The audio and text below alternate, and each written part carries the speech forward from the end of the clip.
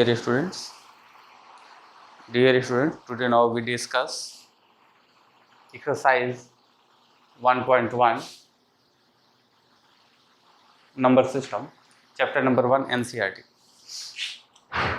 जैसा कि आप लोगों को दिख रहा है क्वेश्चन 1 to 4 ये आपके NCERT में एक्सरसाइज 1.1 में ये 4 क्वेश्चन दिए गए हैं। इन क्वेश्चन को हम लोग पहले ही देख लें। क्या है question? Is zero a rational number? क्या जीरो एक रेशनल नंबर है ना? तो can you right it in the form of P by Q पूछ रहा है। अगर है तो आपको रीजन सहित बताना है कि क्या आप इसे पी बाई क्यू के फॉर्म में लिख सकते हैं। तो सबसे पहले रेशनल नंबर क्या है, जैसा कि हम सभी लोग जानते हैं, जिसे पी बाई क्यू के फॉर्म में लिख सकें वह रेशनल नंबर होता है। तो जीरो को हम लोग सॉल्यूशंस देखेंगे। पहले का जीरो को हम लोग 0/1 के फॉर्म में लिखते हैं। तो जीरो की वैल्यू चेंज नहीं होती है, जीरो जीरो ही बना रहता है।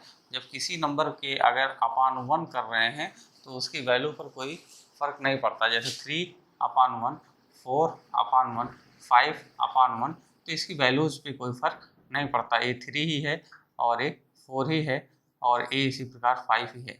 इस प्रकार से हम लोग देख रहे हैं कि ये हमारा जो है जीरो, तो हम 0/1 के फॉर्म में लिख पा रहे हैं। That is of the form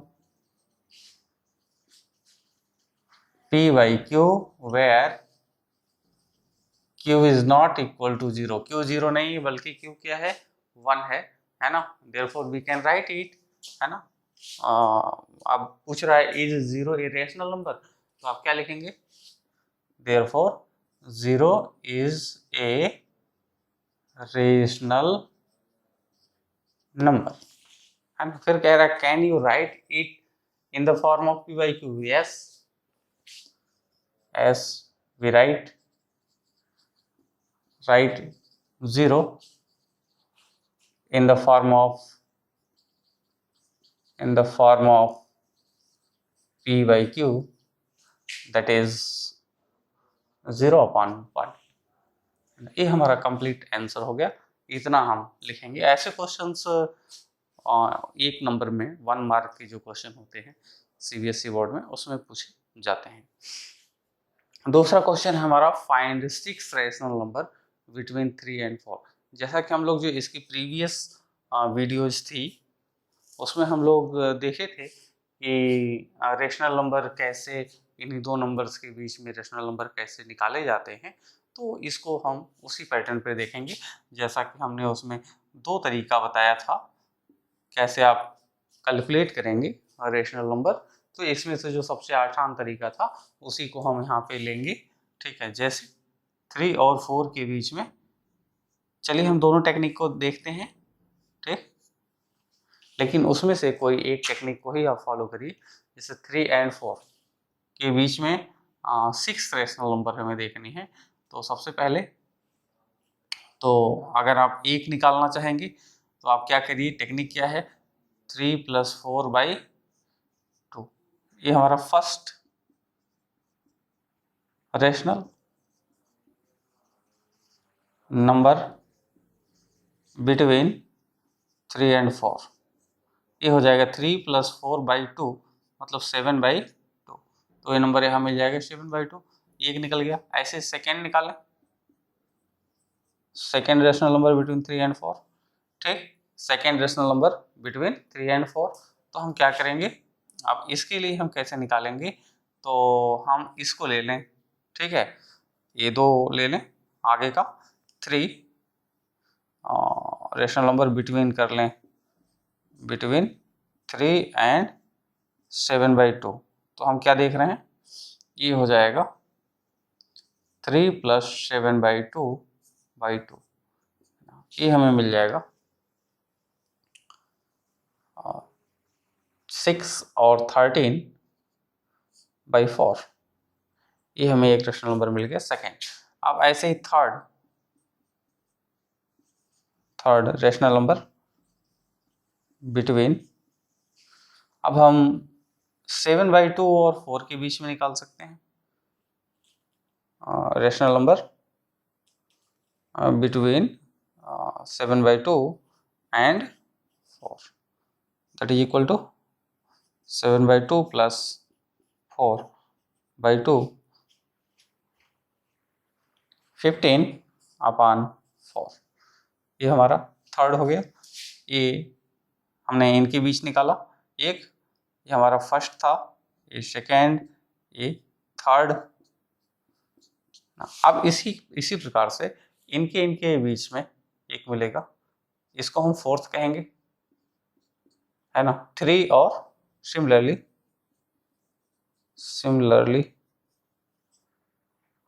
fourth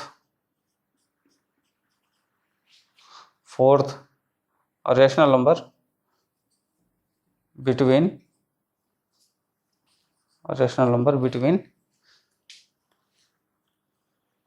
3 and, ये हमारा आया है जो हमारा सेकेंड था, जिसको सेकेंड हमने निकाला था, 3 एंड 13/4।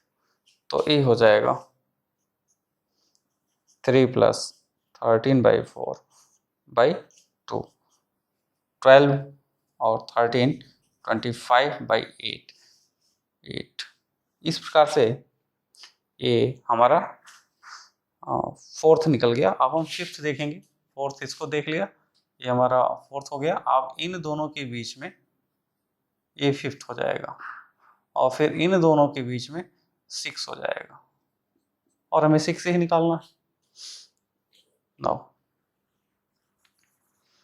फोर्थ के बाद fifth rational number between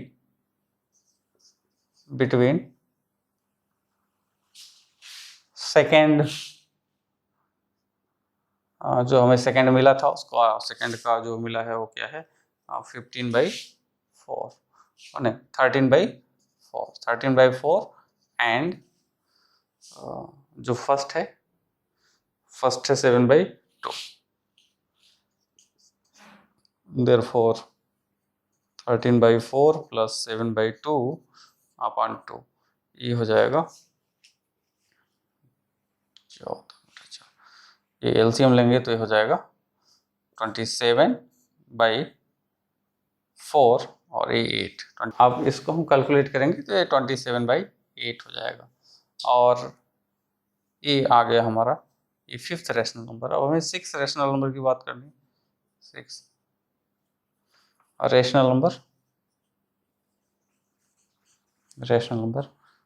between, अब इसे देखेंगे, ये हमारा जो 6 है वो किनके बीच में है ना। 6 जो हमने निकाला है वो फर्स्ट और थर्ड के बीच में। तो फर्स्ट और थर्ड, फर्स्ट ए है, फर्स्ट जो निकाला था, और थर्ड ए है। इन दो ए 15/4, तो ये हो जाएगा 7/2 प्लस 15/4/2, और इसको हम कर लेंगे 14/4। अगर 2 से ऊपर नीचे मल्टीप्लाई कर दें तो अब ए एलसीएम हो जाएगा 4, और 2 से जब ऊपर नीचे मल्टीप्लाई करेंगे तो 14 और 29 हो जाएगा, 29/8। ठीक है, इसको सॉल्व करेंगे 29/8 हो गया। तो हमें जो 6 रेशनल नंबर मिले ये मिल गए। एक तो एक टेक्निक था ये, दूसरे टेक्निक से हम लोग लगाएंगे ये। ऐसे तो किन्हीं दो रेशनल नंबर के बीच इन्फिनिटली मेनी रेशनल नंबर्स मिलते हैं, लेकिन एक टेक्निक से हम लोग का एक फर्स्ट मेथड था जो हार्ड मेथड है, लेकिन ये डिफिनीशन पर है ना। ये फर्स्ट मेथड था। अब हम लोग सेकेंड मेथड देखेंगे। सेकेंड मेथड से कैसे फास्टली लगाएंगे, ये आपको केवल इन्फॉर्मेशन के लिए था। एग्जाम में आप इस मेथड का यूज कम करिए, इससे लंबा होता है। हाँ, अगर 1-2 केवल पूछे जाएं, जैसे 2 रेशनल नंबर पूछे जाएं, 3 रेशनल नंबर पूछे जाएं, तो एक गुड मेथड है। Next method,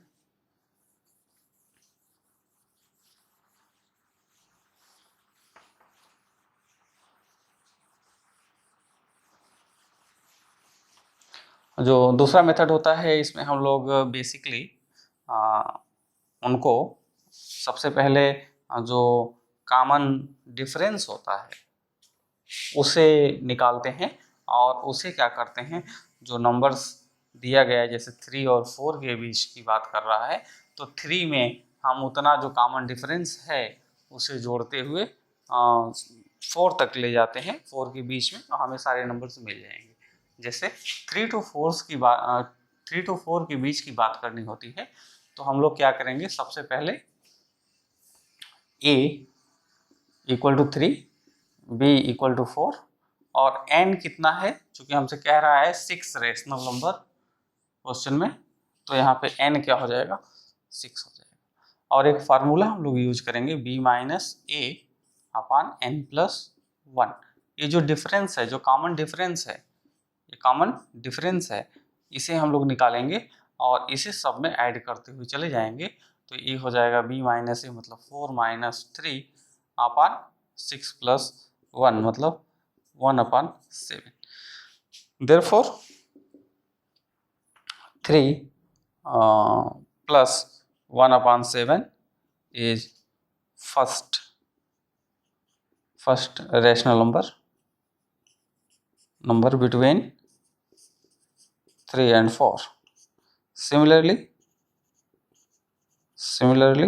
we write 3 plus 2 by 7, that is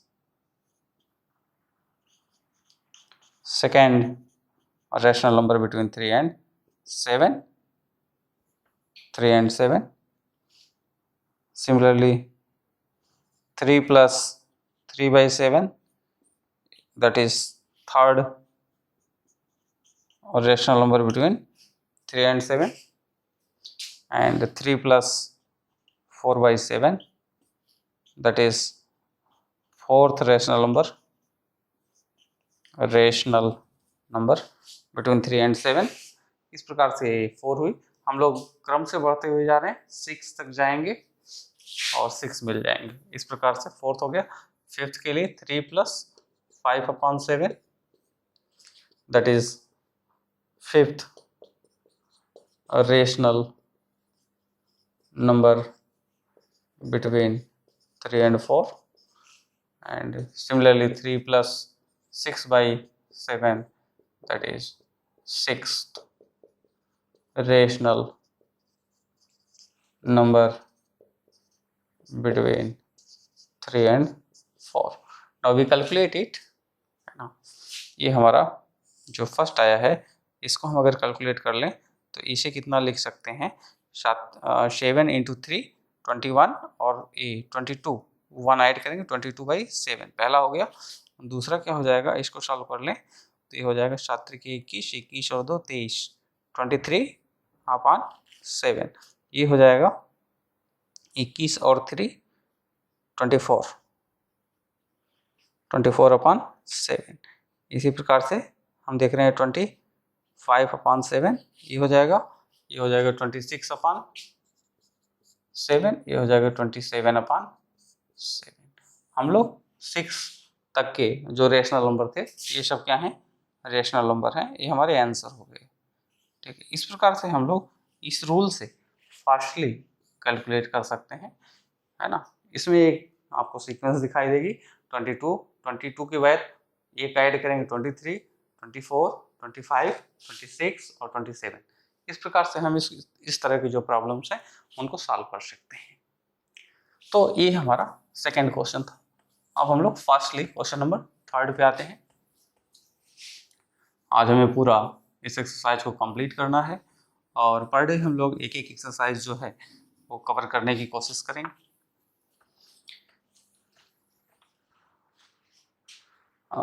ये हमारा question number 3, find 5 rational number between 3/5 and 4/5। तो question number 3,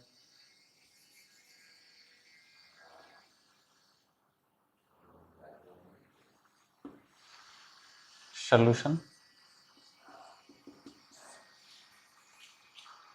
find 5 rational number,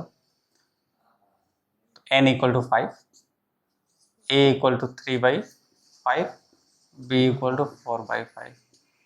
Therefore b minus a upon n plus 1, b 4/5 minus 3/5 upon n की value 5 है तो 5 + 1, इसको solve करेंगे 1/5 और ये 5 + 1 6 हो जाएगा, इसको सॉल्व करेंगे 1/30 हो जाएगा। अब ये हमारा कॉमन डिफरेंस है, इसको हम क्या करेंगे, जो कॉमन डिफरेंस होगा इसे जो सभी नंबर्स हैं जैसे जो लिस्ट नंबर होता है उसमें ऐड करते हुए और सारे जो हमें नंबर्स प्राप्त करने हैं रेशनल उनको हम प्राप्त कर लेते हैं। तो कॉमन डिफरेंस को ऐड करेंगे 3/5 + 1/30, ये first rational number between 3/5 and 4/5, ये हो गया फर्स्ट। इसको सॉल्व करेंगे, ऊपर नीचे 6 का मल्टीप्लाई इसलिए करेंगे कि जिससे जो डिनोमिनेटर है ये दोनों का सेम हो जाए। डिनोमिनेटर या जिसे हम हर कहते हैं, तो इसको हम डिनोमिनेटर को क्या करते हैं, सेम करेंगे। सेम करने के लिए अगर ऊपर यहाँ 6 मल्टीप्लाई और यहाँ 6 मल्टीप्लाई कर दें तो ये हो जाएगा 30 और ये हो जाएगा 18 और 18 1 19 19/30, ये इसका एलसीएम हो गया। इसी प्रकार से second rational number between 3/5 and 4/5 and 4/5 we have 3/5 + 2/30 और ये हो जाएगा, एलसीएम लेंगे फिर 6 × 30 और ये हो जाएगा 18 और 2 20/30। Now third rational number between 3/5 and 4/5 we have 3/5 + 3/30 and therefore that implies ये हो जाएगा इक्वल टू, चलिए now third rational number between 3/5 and 4/5 we have आप देख रहे हैं कि हम यहाँ पे जो डिनोमिनेटर है इक्वल नहीं है तो हम डिनोमिनेटर को इक्वल करके सॉल्व करते हैं। तो यहाँ पे 6 मल्टीप्लाई कर लें, यहाँ 6 मल्टीप्लाई कर लें, 30 हो जाएगा, तो ये हो जाएगा 18 और 3 कितना हो जाएगा 21। वैसे भी अगर हम लोग देखें तो ये 19 20 21, अगला क्या आएगा, similarly fourth and fifth rational, इसी प्रकार से कर लेंगे। रेशनल नंबर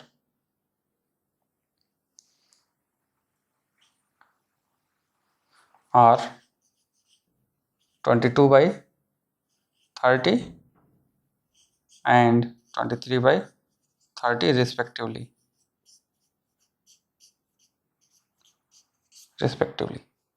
ठीक है, इस प्रकार से ये जो होंगे क्रम से हमें मिलेंगे। एक सर्टेन नंबर के बाद 20 19 20 21 और ये 22 23, डिनोमिनेटर सबका एक होगा। नाउ क्वेश्चन नंबर फोर्थ,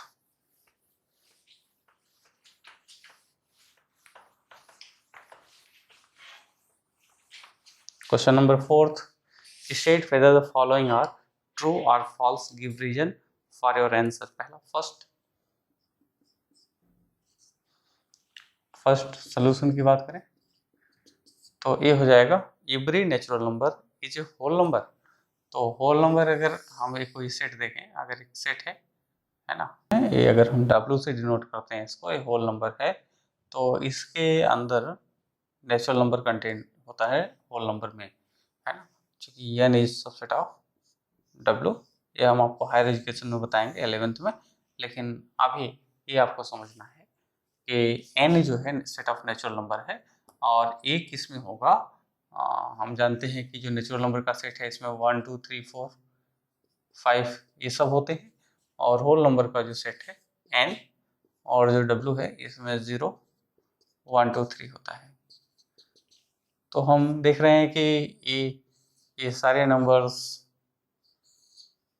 ये पूरा का पूरा यहाँ पर है।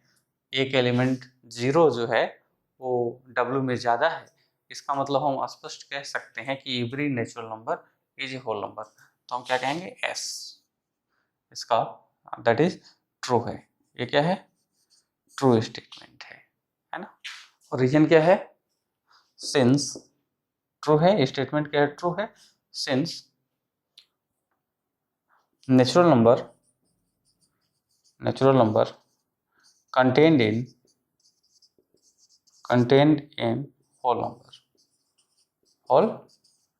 ये कंप्लीट हो जाएगा आपका। दूसरा, ये फर्स्ट है। Second, every integer is a whole number, तो नो, ये फॉल्स है, false. Since negative integers are not contained in whole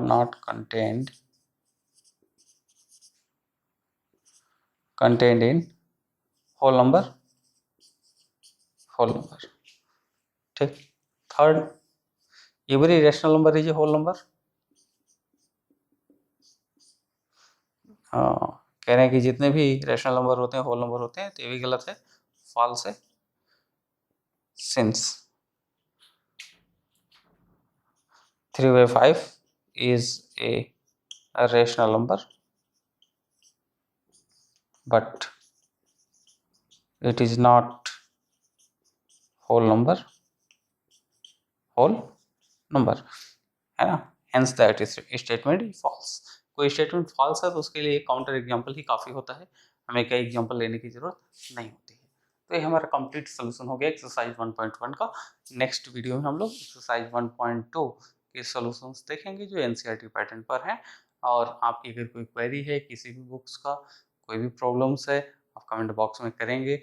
और या आर डी शर्मा या फिर आर अग्रवाल, इसके भी सॉल्यूशंस को जानना चाहते हैं, तो आप जो हमारा कमेंट बॉक्स है या आप उसमें ज़्यादा से ज़्यादा लोग कमेंट करते हैं, उनकी क्वेरी होती है, तो उन बुक के भी सॉल्यूशंस को बना दिया जाएगा इसी प्रकार से।